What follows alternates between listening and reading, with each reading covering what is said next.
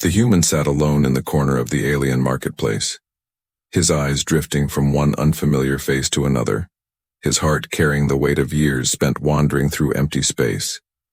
He had fought wars, signed treaties, and crossed stars, but in the end, when the noise of battle was gone, there was only silence waiting for him. The marketplace was noisy, filled with voices of traders, children, and vendors, yet even in all the sounds he felt out of place. His ship was parked beyond the ridge, a silent metal beast resting in the dust, but here in this alien colony, he was just another traveler, a stranger with no home. It was then that he felt a tug at his sleeve. He turned, surprised, and saw a little alien girl standing beside him.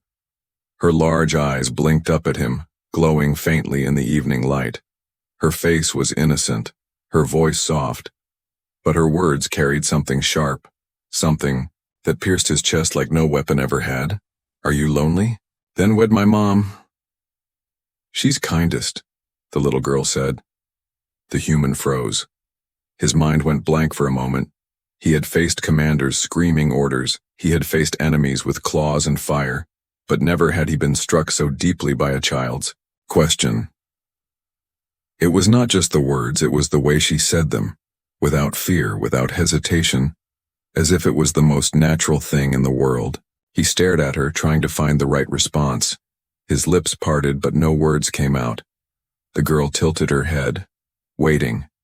Her hands clutched a small piece of bread, stale and hard, as if she had saved it from somewhere. Her clothes were worn, her shoes mismatched, but her eyes were full of hope. "Why would you say that?" he finally asked, his voice heavy. His throat felt dry. He had expected laughter or perhaps that she was joking, but her face remained serious. "Because you are lonely," the girl answered simply. "And my mom, she is kindest. She takes care of everyone, but no one takes care of her." The human felt a strange ache in his chest. He tried to laugh it off, but the sound came out hollow. He leaned closer, lowering his voice. "Where is your mother?" The girl pointed across the square to a woman bent over a stall, arranging jars of dried herbs. The woman's movements were careful, almost tired. Her shoulders curved as if they carried invisible weight. Her hair, dark and tangled, framed a face that was weary but strong. Even from a distance, he could see the lines of hardship written there. The child's eyes followed his gaze, and she whispered, "She is always kind, even when others are not kind to her. She gives food when she has little. She works even when she is sick. She smiles so I do not cry." Then the girl looked back at him, her small hands gripping the bread tighter. "You are human. They say humans are strong. They say humans protect. So if you are lonely and she is lonely, then be together. She is kindest." The word struck him again, not as a command but as truth spoken from innocence. He felt something stir inside him, something he had long buried under duty and survival. But he also felt unease. Why would a little girl ask a stranger such a thing? Was it desperation? Was it hope? Or was it something he could never understand? The air around the market shifted. He could feel eyes watching him. A few aliens glanced his way, whispering. Some looked curious, some cautious. For them, a human. Here was unusual. A human being spoken to like this by a child no less, was stranger still. The human shifted in his seat. He wanted to walk away, to return to the safety of his ship. But the little girl stood firm, her gaze refusing to let him escape. "Please," she said, her voice soft but unshaking. "Do not leave her alone." He remembered the cold nights in the void of space, the silence that pressed against his chest, the emptiness of eating alone, sleeping alone, waking alone. Her words cut deeper than she could ever know, and yet, he was a soldier, a traveler, not a family man. He was not made for warmth or comfort. He told himself that. But even as he thought it, The warmth of the child's words refused to fade. The woman the girl had pointed to looked up then, catching his eyes from across the marketplace. Their gazes met, and for a moment, he saw something he had not expected. Gratitude mixed with shame, as if she already guessed what her daughter had said. She quickly turned away, busying herself with the jars. The little girl smiled faintly, as though her mission was complete. She let go of his sleeve, bowed slightly, and whispered again, "She's kindest," before running back to her mother. The human sat still, his heart heavier than before. The noise of the market blurred into the background. His mind replayed the words, again and again. He did not know it yet, but those words, innocent, simple, unshaken, would change his path forever. The human did not sleep well that night. He sat inside his ship, staring at the silent stars through the viewport. The words of the little girl circled inside his head like echoes he could not silence. "Are you lonely? Then wed my mom. She's kindest." The innocence of the question pressed against his chest, heavier than the armor he once wore in battle. When the morning came, the colony outside was already awake. The alien settlement was small, built from stone and wood patched together with scraps from old starships. Smoke rose from chimneys carrying the smell of thin soup and burned grain. The streets were narrow, uneven, and filled with faces that had seen too much struggle. The human stepped outside, walking slowly through the settlement. Everywhere he looked, he saw signs of a people who had endured loss. Walls patched with cloth, roofs held by rope, children playing with toys carved from broken tools. Their laughter was soft, but even in it he could hear hunger. He passed by groups of alien men, their eyes sharp with suspicion. They whispered among themselves, their gaze heavy on him. A human was a rare sight here. Some feared him, some envied his strength, and some simply did not want him among them. But they said nothing aloud. He found himself near the same stall from yesterday. The little girl was there again, sitting on a crate, swinging her legs. Her mother worked quietly, placing dried herbs into small jars. Her hands moved carefully as though every item was precious. Her face was calm, but her eyes carried shadows. The human hesitated, then stepped closer. The girl looked up, her smile bright. "You came back," she said. Her voice was simple, but it struck him again. He nodded, unable to find the right words. The mother glanced at him, her expression unreadable. "Traveler," she said softly, "do you need herbs, food, or are you just passing through?" Her tone was polite but guarded. He paused, unsure of what to say. He was not here for herbs, not here for trade. He was here because of the child's words, yet how could he explain that? The girl answered for him. "He is lonely," she said brightly. Her mother's face turned pale, her hands froze. She looked down quickly, whispering to her daughter, "Enough, child." But the human shook his head. "She only spoke truth," he said quietly. His eyes met the woman's, and for a moment silence hung heavy between them. The mother sighed, placing the jars down. She looked at him, and her eyes carried a mix of strength and sorrow. "Children speak with innocence," she said. "They see the world without knowing the weight of it. Forgive her words." The human wanted to reply, but the sight of her hands caught him. Her fingers were rough, her skin cracked, her body carried exhaustion, yet she still worked with quiet dignity. She was not a woman broken, but one who refused to fall. Behind the stall he noticed others, women with similar faces, widows and mothers, their children clinging to them. Their eyes flickered toward him, curious, cautious, and in some strange way, hopeful. He began to understand. This colony had been struck by war. Husbands lost, fathers buried, families torn. The women carried the weight now, raising children, keeping life alive, and in their quiet endurance, he saw something more powerful than soldiers. The girl leaned closer, whispering to him, "See? She is kind. She helps everyone. She pointed toward an old alien man sitting by the street, coughing into his hands.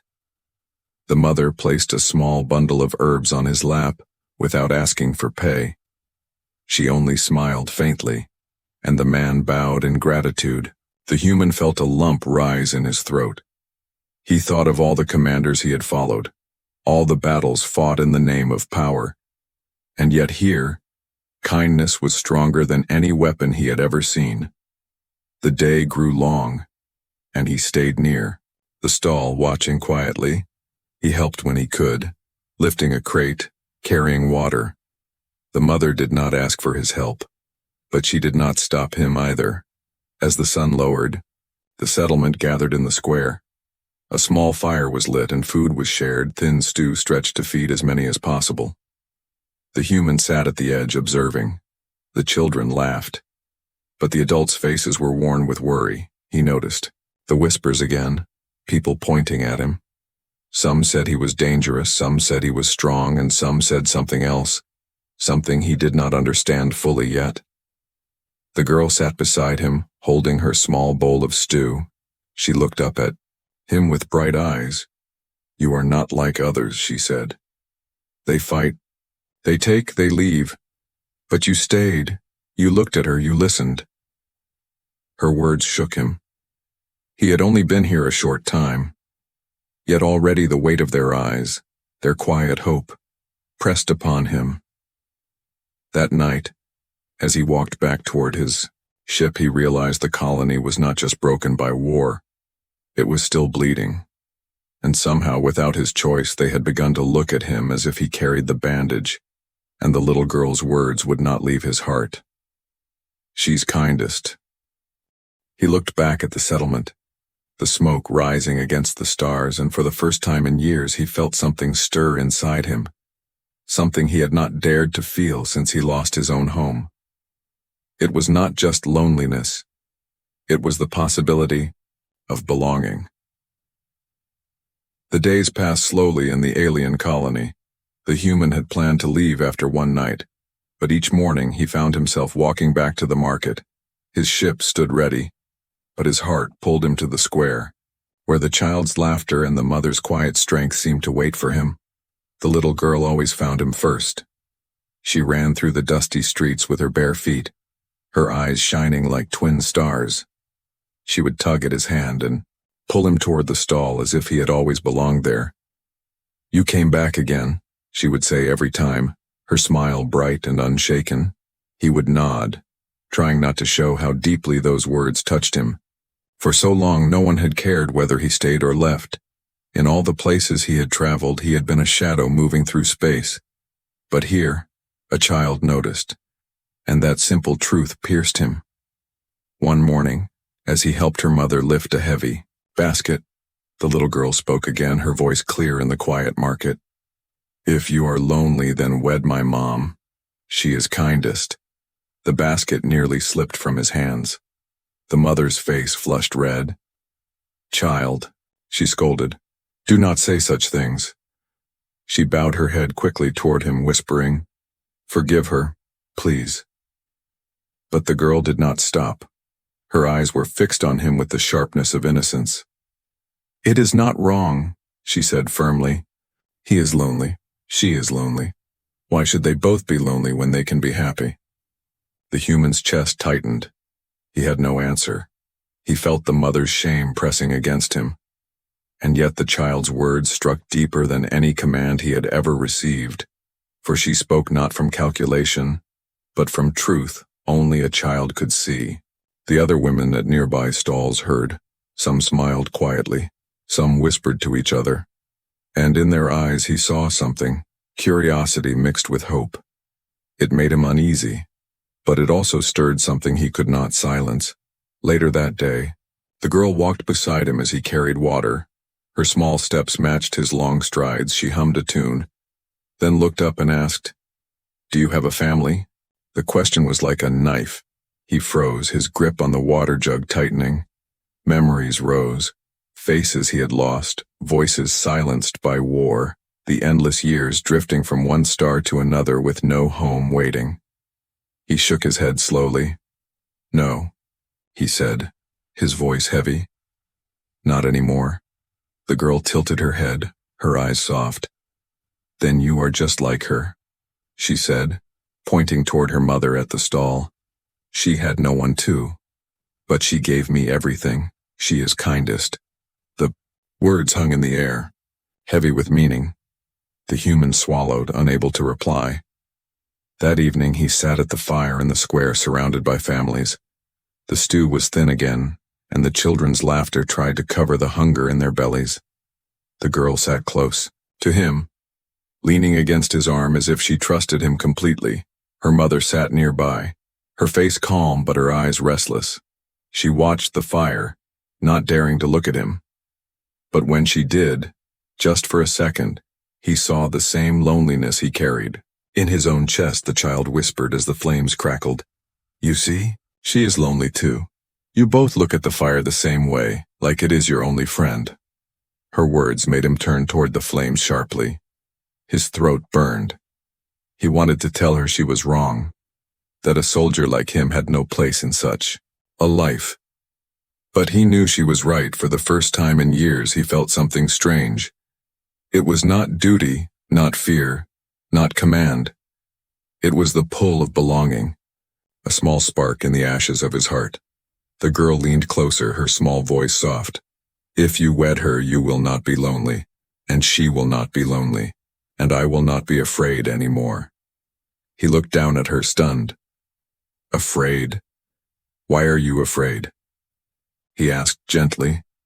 She pressed her face into her hands, whispering, Because when I sleep I dream that she will be gone like the others, and I will be alone. But if you are here, she will be safe. I will be safe.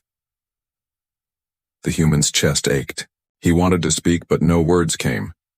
Instead, he placed a hand gently on her shoulder. And in that moment, he felt her trembling stop. The mother's eyes lifted from across the fire, meeting his. She had heard, though she said nothing. For a moment, there was no sound but the crackle of burning wood and the whispers of the wind. The human realized then, this was no child's game, no joke. Her words were not only innocence, they were the reflection of a broken world. A world where even children carried fears too heavy for their small hearts, and he knew deep down that he was already caught, not by chains of war or duty, but by the fragile bond of a little girl's hope. He lay awake that night, her words echoing again and again.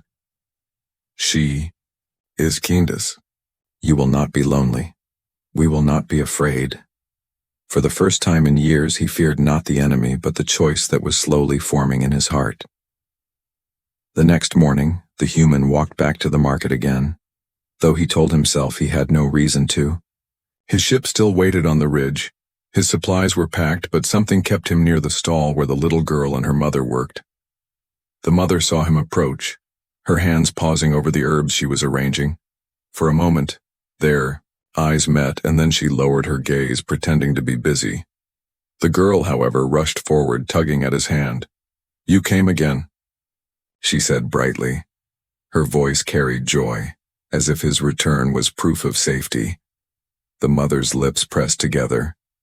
She stood tall, though her shoulders carried exhaustion. Traveler, she said, her tone calm. I thank you for the help. You gave yesterday, but you need not burden yourself with us. He shook his head. It was no burden, he said simply. His voice was steady, but his chest felt heavy. The girl grinned, swinging his arm playfully. See, Mama? He wants to stay. Her mother's cheeks burned faintly. She reached out, pulling the child back. Enough, child, she said firmly. Do not trouble him with foolish talk. The girl pouted but obeyed. The mother turned back to him, her voice quiet but edged with pride. Forgive her words, she speaks as children do, without thought. You should not listen too closely. The human studied her face, the lines of strength carved deep into it. She was not asking for pity nor for rescue. She wanted to protect her dignity, even as she worked with cracked hands and weary eyes. He respected that. But it also pulled at him, for he saw himself reflected in her, 2 lives scarred by loss, yet refusing to bow. "Your daughter is honest," he said finally, his voice low. "There is no shame in truth." Her eyes flickered toward him, a flash of something unreadable. Gratitude, perhaps, or anger at being seen too clearly. "Honesty does not feed a family," she said quietly. "Kindness does not keep a roof from falling. I work because I must, not because I wish to. Do not mistake survival for strength." The words struck him, not with softness but with raw truth.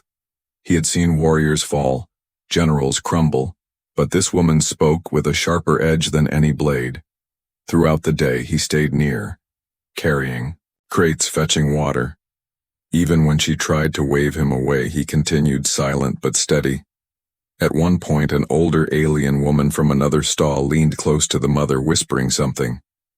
The mother's face tightened, her eyes darting toward him. For a brief second, shame flickered across her face as though she feared the whispers. The human caught fragments of the words. A human, danger, hopeful widows. He realized then that his presence had stirred the settlement. Some saw him as a stranger to fear, others as a chance to heal.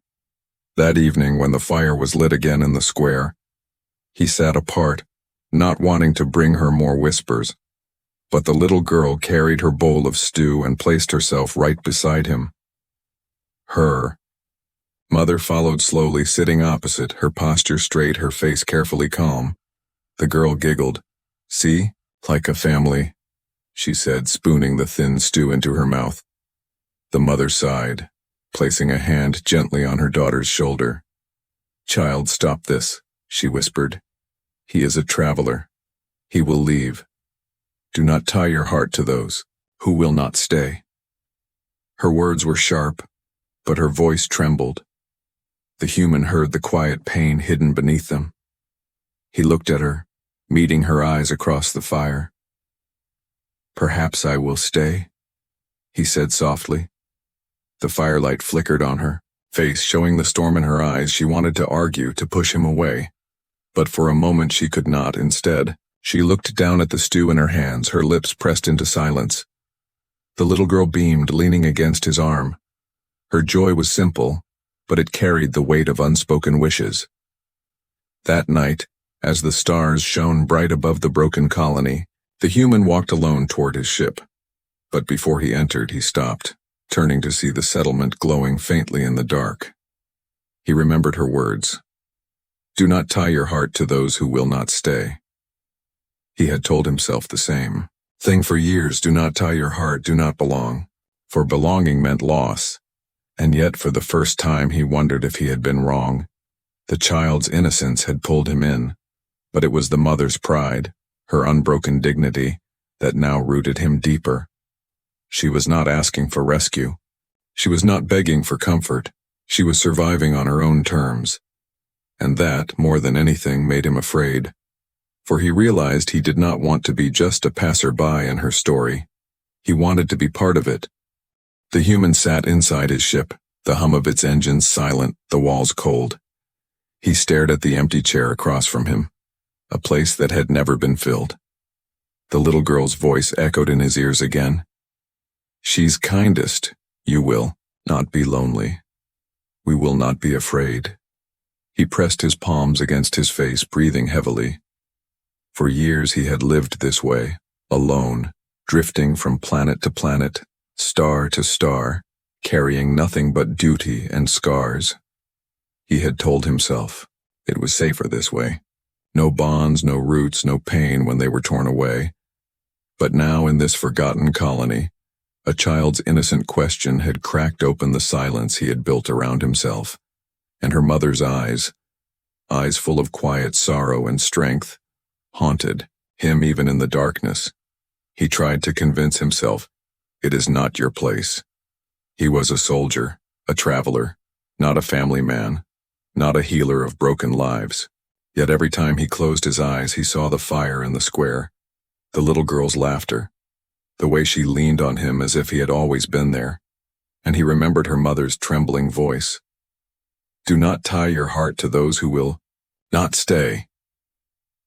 He rose suddenly and stepped outside. The night air was cold, carrying the faint sounds of the colony. He walked toward the square again, drawn without choice. The settlement was quiet, shadows stretching across the walls, but voices murmured in the dark.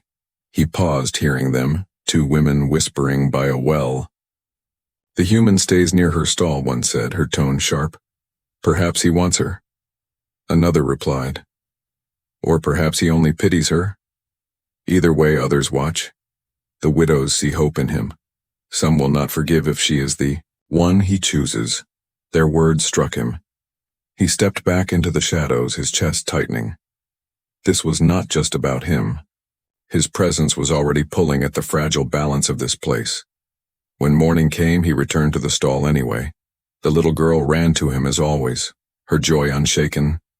But the mother's face was different, tired, guarded. You should not be here every day, she said quietly. People are talking. They twist what they see. They make stories where none exist. He looked at her, his voice steady. And if there is a story? What if it is true? Her eyes widened, then hardened.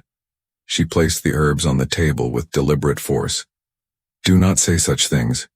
Do not give her hope. Do not give me what you will take away again when you leave. Her words cut through him, sharper than any blade. He wanted to argue, to promise he would not leave. But the truth burned inside him. He did not know if he could stay. That night he sat at the fire again. But this time, apart from the others, the little girl still found him sitting close, her small hands wrapping around his arm. She whispered, Do not listen to them. They do not know you. I know. You are lonely. She is lonely. You belong with us. Her innocence both healed and hurt him. For what if he could not give her what she asked?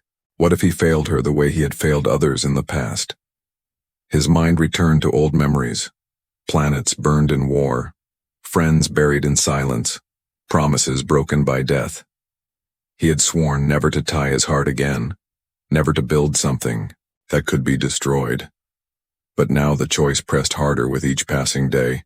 The colony itself seemed to sense it. The whispers grew louder.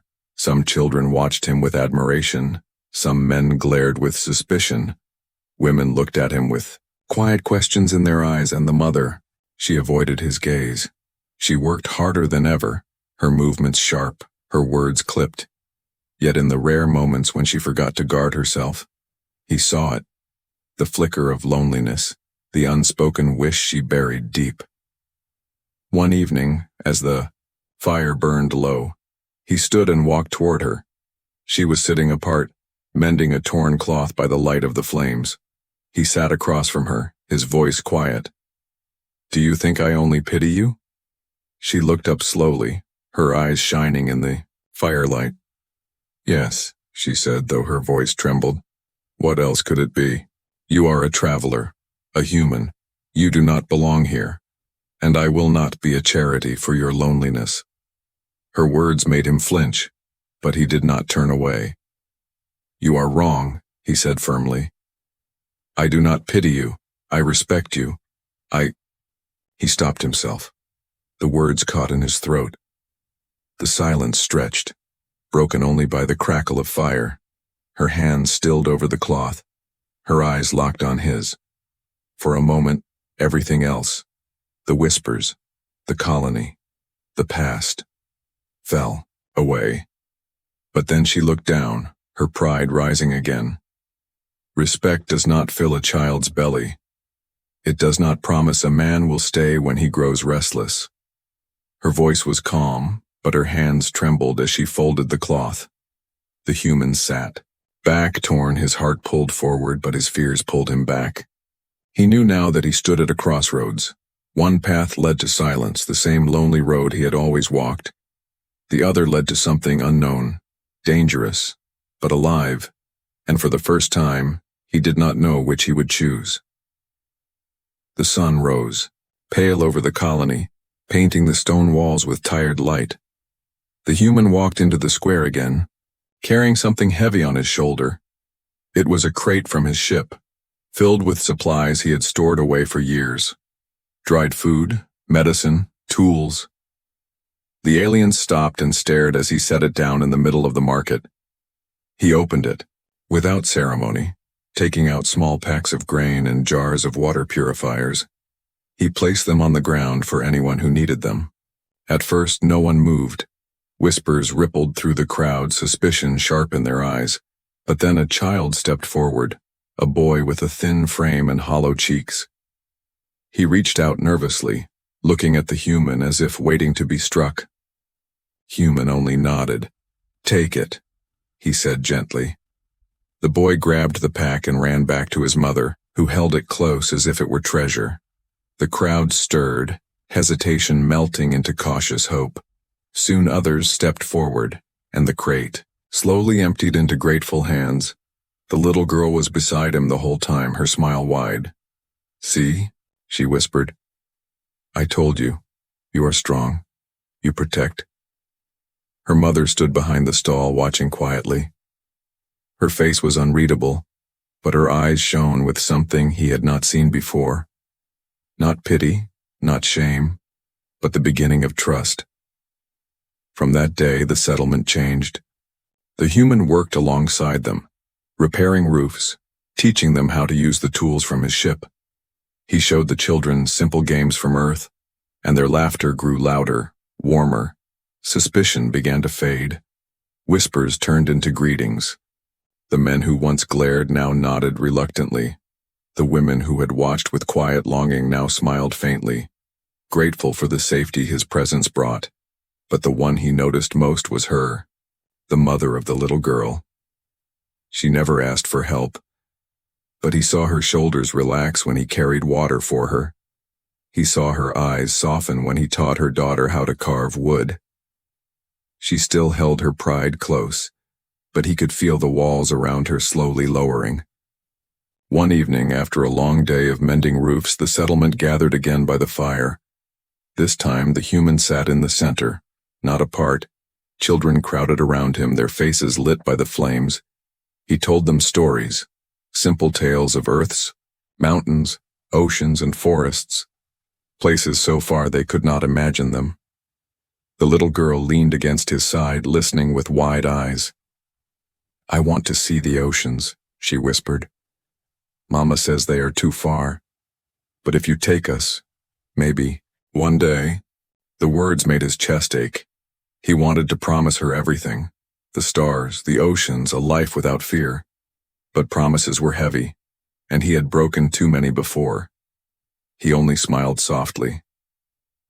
"Maybe one day." Her mother sat across the fire, sewing as always. Her eyes lifted now and then to watch him, and though she said nothing, her silence was no longer cold. It was almost gentle as the fire burned lower. An old alien man spoke, his voice rough. "Human," he said, "you have done more for us in weeks than others did in years. You bring hope, but hope is dangerous. It can break a people if it is false."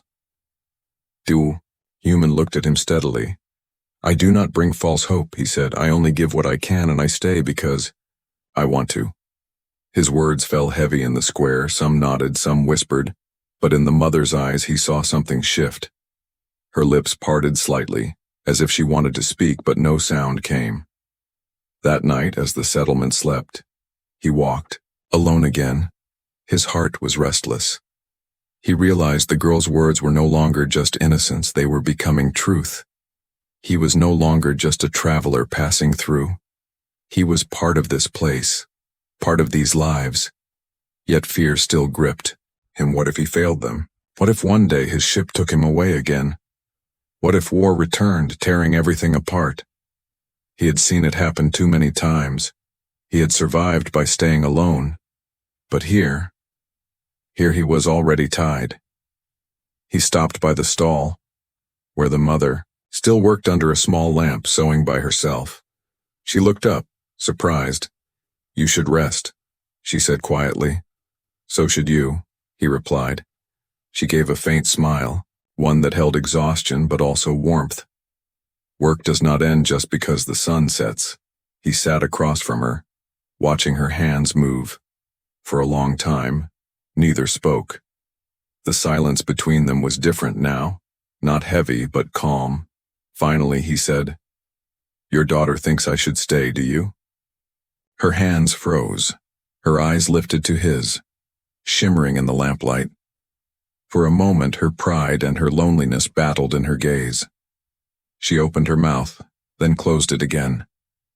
Finally, she whispered, "I do not know, but I do not fear it. As much as I once did." Her words were soft, but they struck deep. The human leaned back, exhaling slowly. He realized then that something had already begun, a bond not born of war, not born of duty, but of kindness. And for the first time in years, he let himself believe it could last. The human woke before dawn, the air still and cold.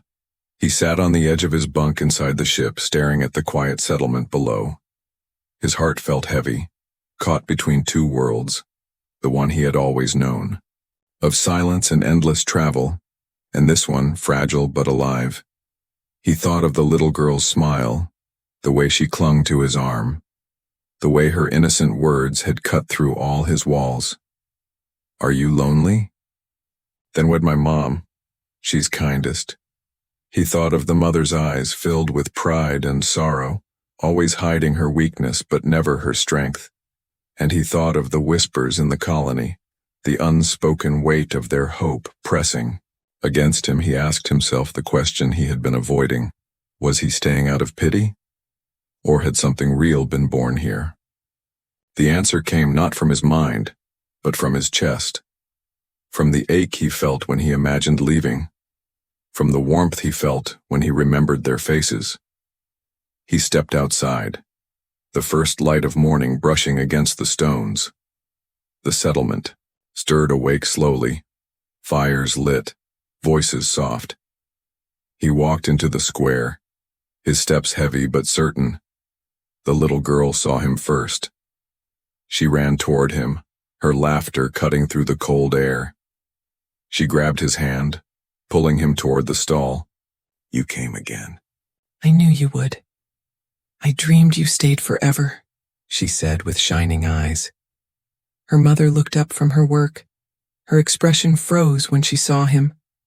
She opened her mouth to speak, but he raised a hand gently. "I need to say something," he said. His voice was low, but it carried, and soon others nearby turned to listen. The mother's face tightened, her pride rising. "Traveler, this is not the place," she whispered, but he shook his head. "It is," he said firmly. His eyes swept the square, the faces of men, women, and children watching him, some suspicious, some hopeful, all waiting. He drew a long breath, his chest heavy but steady. "I came here as a stranger. I thought I would leave as one. I told myself I was not made for families, not made for belonging." His voice faltered for a moment, but he pressed on. "But I was wrong," the crowd murmured. The mother's eyes widened.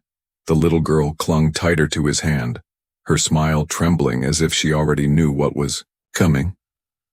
He looked at the mother, his voice softer now. "I was lonely, more than I ever admitted, and your daughter's words, they changed me. She saw what I could not see. She spoke truth with a heart too pure to lie. And you showed me strength not in battle but in living, in enduring, in kindness." The mother's lips parted, her breath caught. The square fell silent. Even the children stopped moving. He stepped closer, standing before her stall. "You told me not to give hope I would take away," he said. "So I give you this now. I will not take it away. If you will have me, I will stay. Not as a traveler, not as a soldier, but as part of this place. Part of your lives." For a long moment no one moved. The fire crackled, the air held its breath. The mother stared at him, her eyes filling with tears she had held back for years. Her pride battled with her heart. But her silence broke when the little girl laughed, a sound bright and free. You see, Mama? The girl cried, hugging his arm. I told you. He is not lonely now, and you are not lonely now. We are safe. The crowd stirred, whispers rising again, but this time they carried warmth, not suspicion. The old alien man nodded slowly. Women smiled faintly. Children clapped their hands. The settlement, broken by war for so long, felt the weight of something. New hope. The mother lowered her gaze, her hands trembling. She wiped her eyes quickly, then looked back at him. Her voice shook, but her words were clear. If you stay, then stay not as a rescuer, not as a savior. Stay as yourself. Stay because you wish to, not because of pity, not because of duty. The human nodded, his voice steady. I stay because I wish to. Because I have found something here I thought I lost forever.